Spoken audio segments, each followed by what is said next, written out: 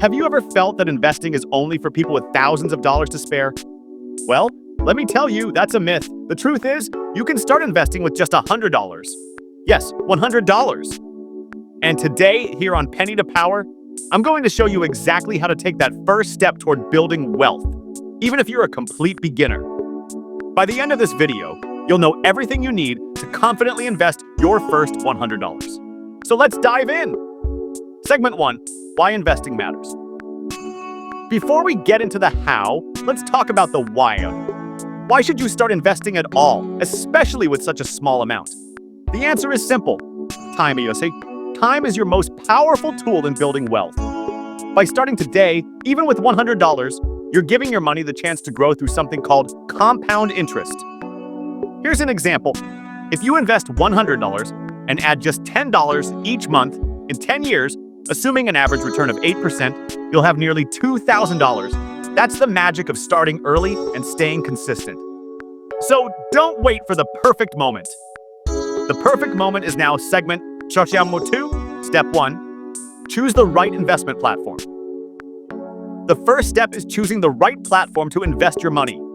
In today's world, there are tons of beginner-friendly apps and websites that make investing simple and affordable. Some popular options are Robinhood, Webull, and Acorns. These platforms allow you to start with as little as $1 and offer easy-to-use interfaces for beginners. Signing up is quick. Download the app, provide basic information, and link your bank account. Within minutes, you'll have access to the stock market and other investment opportunities. Segment 3, step 2, understand what to invest in. Now that your account is ready, the next step is deciding where to put your money. For beginners, I recommend starting with ETFs, or exchange-traded funds. Think of an ETF as a basket that holds multiple stocks. This way, instead of putting all your eggs in one basket, you're spreading out the risk. For example, the S&P 500 ETF tracks the performance of 500 of the largest companies in the US, giving you instant diversification. Another great option is fractional shares, which allow you to invest in big companies like Apple or Tesla with just a few dollars. This means you don't need to buy an entire share, just a small piece of it. Segment 4, step 3, diversify and reduce risk. Speaking of diversification, let's break it down. Diversifying means not putting all your money into one stock or asset. Instead, spread your $100 across different sectors or investment types. For example, you could allocate $50 to an ETF, $30 to a tech stock, and $20 to a bond fund. This reduces the risk of losing all your money if one investment doesn't perform well.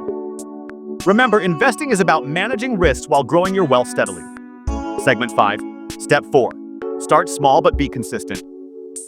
Starting small is perfectly fine. In fact, it's the smartest way to begin. But here's the secret. Consistency is key.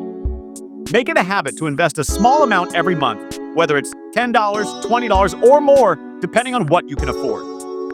Over time, this approach, known as dollar cost averaging, smooths out market fluctuations and helps you build wealth steadily. Segment 6, common beginner mistakes to avoid. Now, let's talk about some common mistakes beginners make so you can avoid them. First, don't invest money you can't afford to lose. Only use extra cash, not your emergency savings. Second, don't chase quick profits by investing in hot stocks or trends without research. And lastly, be patient.